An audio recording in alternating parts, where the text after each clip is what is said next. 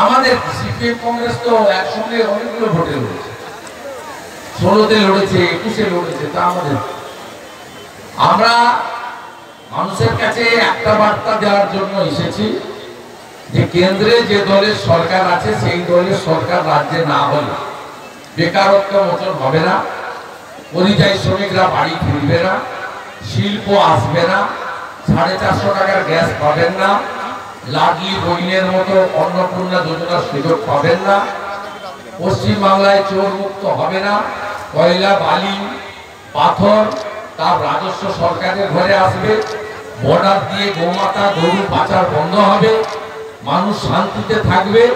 এটা একমাত্র সম্ভব দিল্লিতে যে দলের সরকার আছে সেই দলের সরকার যদি রাজ্যে থাকে, তার নাম হচ্ছে ডবল ইঞ্জিন। ডবল ইঞ্জিনের সুফল, তার মিষ্টত্ব, তার মধুময় সুখকর অনুভূতি উত্তরপ্রদেশ থেকে আসাম সর্বত্র গেলে পাবেন, এটা পশ্চিমবঙ্গে আপনি পাচ্ছেন না।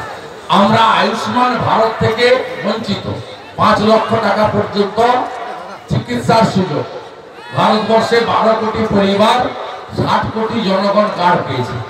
5 কোটি লোক দুরারোগ্য ব্যাধি 5 লক্ষ টাকা পর্যন্ত চিকিৎসার সুযোগ পাবে। কেন পশ্চিমবঙ্গে আয়ুষ্মান ভারত নেই? একমাত্র রাজ্য। কেন পশ্চিমবঙ্গে প্রধানমন্ত্রী ফসল বীমা যোজনা নেই?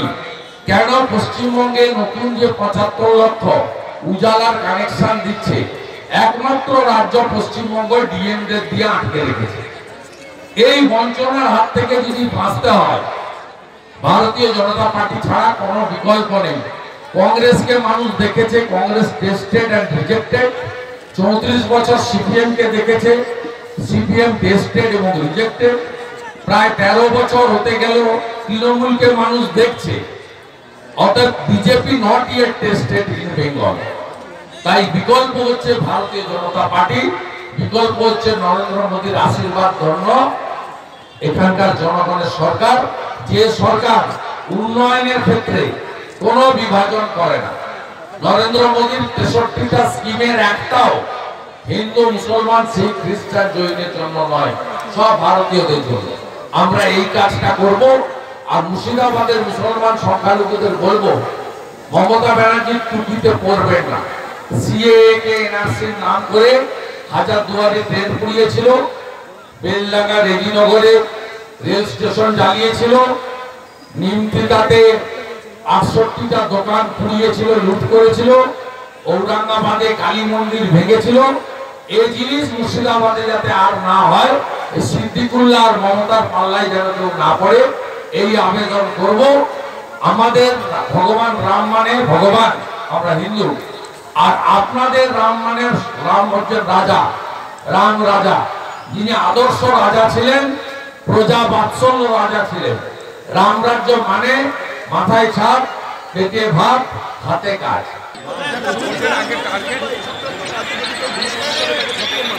মুখ্যমন্ত্রী নিজেই ঘুষখোর, মুখ্যমন্ত্রী নিজেই চোর এবং ঘুষখোর। কাকে ধরবে?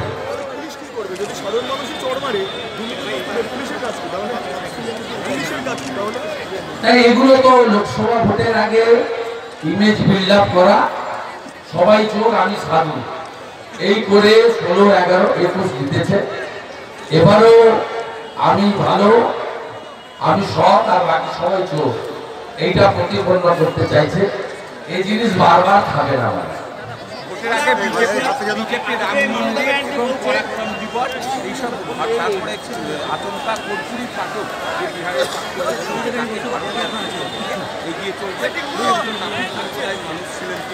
সংরক্ষণে, এছাড়াও মুসলিম সংরক্ষণের দাবিদার দাবি ফলে বলে কোনো বিরোধী দলই এই বিরোধিতা করতে পারবে না। কে বলছে? আপনি বলছেন। মরণোত্তর ভারতরত্ন অনেকেই পেয়েছে, মরণোত্তর ভারতরত্ন ভারতবর্ষে অনেকেই দেওয়া হয়। কর্পূরী ঠাকুর পাওয়ার যোগ্য, গণ আন্দোলনের নেতা, পিছিয়ে পড়া মানুষের নেতা, হয়তো সঠিক সিদ্ধান্ত নিয়েছেন, এটা নতুন নয়। তার বাইরেও পরাক্রম দিবস 24 সালে মোদীজি করছেন। মোদীজি নেতাজি সুভাষচন্দ্র বসুর মূর্তি কর্তব্য পথে স্থাপন করে তার যে সমস্ত পাণ্ডুলিপি ফাইলকে প্রকাশ করার সাহস দেখিয়েছেন।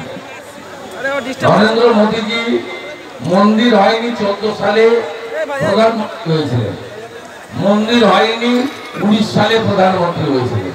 তাই নরেন্দ্র মোদীজিকে আবার প্রধানমন্ত্রী হওয়ার জন্য মন্দির তৈরি করার দরকার নেই। কিন্তু ভারতীয় জনতা পার্টি তার কমিটমেন্ট রক্ষা করেছে। ভারতীয় জনতা পার্টির এজেন্ডাতে 370 এবং 35 রেট এবং রাম মন্দির, এটা কমিটমেন্ট ছিল। ভারতীয় জনতা পার্টি তার ইস্তাহারের কমিটমেন্ট পূরণ করেছে। এটাই ভারতবাসী হিসেবে আমাদের পাওয়া। আমরা প্রত্যেকে হিন্দু সনাতনী, আমরা গর্বিত, আনন্দিত যে শান্তিপূর্ণ উপায়ে আজকে রাম মন্দির আমরা পেয়েছি। 500 বছর পরে আমাদের স্বাভিমানের জয় হয়েছে। ভগবান রামচন্দ্র তার নিজের জন্মস্থানে প্রবেশ করেছে। এটা সত্যি যে যোগীজিয়া মুখ্যমন্ত্রী আর মোদীজি প্রধানমন্ত্রী না থাকলে কোনোদিন রাম মন্দির তৈরি হতো না। এটা প্রত্যেকটা হিন্দু জানে, প্রত্যেকটা সনাতনী জানে। আর এটা নিয়ে মুসলমানদের মধ্যে রিয়াকশন নেই। রিয়াকশন হচ্ছে জালি হিন্দু মমতা ব্যানার্জির মধ্যে। সবচেয়ে বেশি ফসকা পড়ে গেছে জালি হিন্দু মমতা ব্যানার্জি। লজ্জা লাগে ব্যানার্জি ফ্যামিলি, ব্যানার্জি পদবী বলছে গিয়ে আল্লাহর কসম হিন্দুদের কাফের বলছে। মমতা ব্যানার্জি প্রকাশ্য সভাতে বলছে আমি রোজা রাখি, দুপুরবেলা ভাতকে বিকালবেলা ইফতার করি। বিচারপতি সিবিআই তদন্তের নির্দেশ দিলেন। মেডিকেল কলেজে যে সংরক্ষিত আসনে ভর্তি, সেটা নিয়ে বিচারপতি গঙ্গোপাধ্যায় আজকে সিবিআই তদন্তের নির্দেশ দিলেন। নির্মল বাড়িয়া শান্তনু সেন গেল, একদম গেল। হরি বল। মমতা ভাইপো ভাইজিরাও ঢুকবে ভিতরে। অপেক্ষা করুন, ভরসা রাখেন নরেন্দ্র মোদী। না খাওয়া না খানে লুঙ্গা। রাজ্যে রাহুল গান্ধী নাইজেরো যাত্রায় আসছেন, মমতা ব্যানার্জিকে জানানো হয়নি। কি যাত্রার জন্য আসছেন? ভারত জোড়ো ন্যায় যাত্রা। ওনাকে আফগানিস্তান থেকে এই যাত্রা শুরু করতে বলুন। মমতা ব্যানার্জিকে বলা হয়নি বলে উনি রাগ করেছেন। ওনার চাচা আফগানিস্তান, পাকিস্তান, বাংলাদেশ সব ভারত থেকে বাদ করে দিয়ে চলে গেছে। নেতাজি সুভাষচন্দ্র বসু যদি দেশের প্রথম প্রধানমন্ত্রী হতেন, অখণ্ড ভারত থাকত। ওনার দাদু, চাচার উপরে, জ্যাঠার উপরে, দাদুর উপরে কি আছে জানি না, ঠাকুরদা, এরা ভারতবর্ষকে খণ্ডিত করেছে। ওর যদি ন্যায় যাত্রা করতে হয়, ও কাবুলে আর ইসলামাবাদে গিয়ে করা উচিত, এখানে করা দরকার। অধীর চৌধুরীকে জিজ্ঞেস করুন, সে উত্তর দিবে। অধীর বাবু তো এখানে বিরাট ফাটান তৃণমূলের বিরুদ্ধে, আর দিল্লি গিয়ে ভাইপোর সঙ্গে ডিনার করে। অধীর বাবুর গত 5 বছরে লোকসভার ভূমিকা অত্যন্ত নক্কারজনক। প্রধানমন্ত্রীকে নর্দমার সঙ্গে তুলনা করেছিলেন। আর অধীর চৌধুরীকে জিতিয়েছে হিন্দুরা। এবারে আমি হিন্দুদের বলবো, মুর্শিদাবাদের এই ভুলটা এবারে করবেন। ওরা 4 দিন ধরে অনশন করছে, মেডিকেল টিম পর্যন্ত যায়। এভাবে চোখের সামনে 4টে লোক অসুস্থ হতে তো আমরা দেখতে পারি না। এখানে তো সরকার নেই। সংবেদনশীলতা, মানবিকতা, এই শব্দগুলো বাংলা থেকে উঠে গেছে। সেই কারণে গভর্নরকে বলেছে আপনি চিফ সেক্রেটারিকে অ্যাডভাইস করুন এবং মেডিকেল টিম পাঠান। হাফদানি কাটা, প্রাণী মিত্র 1500, আশা কর্মী 4000, ক্যাজুয়াল 10,000 নয় 12,000। ওনার হুমায়ুন কবির কোথায়? বহরমপুর স্টেডিয়ামে চাকরির মেলার নামে ভোর 3টে থেকে 2টো থেকে ছেলেদের লম্বা লাইন ফেলিয়ে দিয়েছিল। কটা লোককে চাকরি দিয়েছে? রেজিনগর শিল্প তালুক, রঘুনাথগঞ্জ শিল্প তালুক, এখানে ভোট এলেই বলে আম থেকে প্রসেসিং ইন্ডাস্ট্রি হবে, লিচু থেকে প্রসেসিং ইন্ডাস্ট্রি হবে। কোথায় কি করেছে 13 বছর? শুধু 6 লক্ষ পার্মানেন্ট পোস্ট, আমি ক্যাবিনেটে ছিলাম, অমিত মিত্র অবলুপ্ত করেছে permanent post. Lakh lakh post ফাঁকা আছে। বিজেপিকে আনুন, অবলুপ্ত হওয়া পোস্ট পুনর্জীবিত করব। ফাঁকা থাকা পোস্ট রাজ্য সরকারের শিক্ষক, শিক্ষাকর্মী, অধ্যাপক সব, গ্রুপ ডি সব 1 বছরের মধ্যে রেলের মতো ওএমআর সিটে ফেয়ার পরীক্ষা করিয়ে মেধার ভিত্তিতে আমরা নিয়োগ করব, কথা দিতে পারি অন রেকর্ড। ইডি হাত শূন্য হয়ে ফেরালো 6টি মাত্র তাদের নথিভুক্ত জমা পেয়েছে, কি বলবেন? সবটি সরিয়ে দিয়েছে। শাহজাহানের বাড়িতে 18 দিন পরে গেলে কিছু পাওয়া যাবে না। শাহজাহানের বাড়িতে 18 দিন পরে গেলে কিছু পাওয়া যাবে না। মালপোর সরানোর মুহূর্তে তা বলার পর সরে যাবে। লাইভ যাচ্ছে অফিসে। সরবেড়িয়া থেকে 5 কিলোমিটার দূরে তুল সর্দারের বাড়িতে। শামসুল আমি বলেছি ইনি তৃণমূলের তোলাবাজ নেতা, শাহজাহানের সঙ্গে। শাহজাহানের বাড়ি থেকে 5 কিলোমিটার দূরে শামসুল সর্দারের বাড়িতে যান, এক্ষুনি মাল পেয়ে যাবে। 25 কোটি তো পাবেই।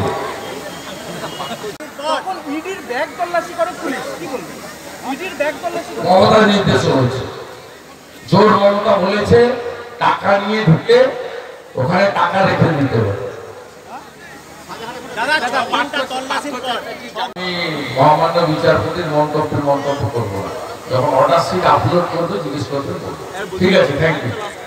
দক্ষিণ দিনাজপুরের সিএম তো আসছেন 30 তারিখ, এবং সেক্ষেত্রে সুকান্ত মজুমদার একটা চিঠি দিয়েছেন, বলছেন যে ওখানে সরকারি পরিষেবা স্বাস্থ্যক্ষেত্রে খুব খারাপ, একটা কোনো সরকারি পরিষেবা কেন্দ্র। সাংসদ হিসেবে, জনপ্রতিনিধি হিসেবে তিনি এলাকার মানুষের কথা তুলে ধরেছেন। এটা রাজনৈতিক বক্তব্য নয়, উনি এলাকার সাংসদ, মানুষের প্রতি দায়বদ্ধতা আছে। আর মেডিকেল কলেজ মমতা ব্যানার্জি করে না, এটা মোদিজির স্কিম। বহরমপুরেও যে মেডিকেল কলেজ হয়েছে এটা ভারত সরকারের 60% টাকা আছে, আর 40% টাকা রাজ্য সরকার। জমি দেয় রাজ্য সরকার, 60% টাকা দেয় ভারত সরকার, 40% টাকা দেয় রাজ্য সরকার। এবং 100 আসন বিশিষ্ট মেডিকেল কলেজ চালু হয়। প্রতি মাসে technician, doctor, nurse, health worker এবং মেডিকেল কলেজ চালানোর জন্য প্রতি মাসে অন্তত 50 কোটি টাকা করে ভারত সরকার অপারেশন মেইনটেনেন্সের জন্য প্রতিটা মেডিকেল কলেজে দেয়। এটা নরেন্দ্র মোদীজি করেছেন। নরেন্দ্র মোদীজি গোটা ভারতবর্ষে সব জেলাতে একটি করে মেডিকেল কলেজ তার স্বপ্ন। তাই দক্ষিণ দিনাজপুর জেলায় এখনো কেন হয়নি, এটা নিয়ে প্রশ্ন উঠতেই পারে। এবং দক্ষিণ দিনাজপুরের সাংসদ হিসেবে তিনি যে আবেদন করেছেন এটা তার দায়বদ্ধতা পূরণের জন্য। এর সঙ্গে রাজনীতির কোনো সম্পর্ক নেই। তৃণমূল ছাত্র পরিষদ লোকজন এবং কি বলবেন? তৃণমূল একটা অসভ্য পার্টি, বর্বর পার্টি। তাদের কাজই এটা, তাদের একটা ঝাড়ে আলাদা আলাদা বাস হয় না। তার ভাইপোকে দেখেছেন না, আমার বাড়ির কাছে গিয়ে পকেটে হাত ঢুকিয়ে বলছিল তোর বাপকে ডাক। ওই ভাইপো যে ঝাড়ে গ্রামের লোক আছে জিজ্ঞেস করবেন, সরল ঝাড়ে সরল বাস হয়, কাঁটা ঝাড়ে কাঁটা বাস হয়। তৃণমূলের ঝাড়টাই হচ্ছে অসভ্য, অর্বাচীন, উচ্ছৃঙ্খল, উন্মাদ। তাদের মুখ থেকেই ভাষাই বেরোবে। ভালো থাকবে। এই লোকসভাতে আসবো, লোকসভা ভোটে আসবো। আজকে একটু কম বলেছি, অনেক তথ্য থাকলো। মার্চ মাসে আসবো। ভালো থাকবে।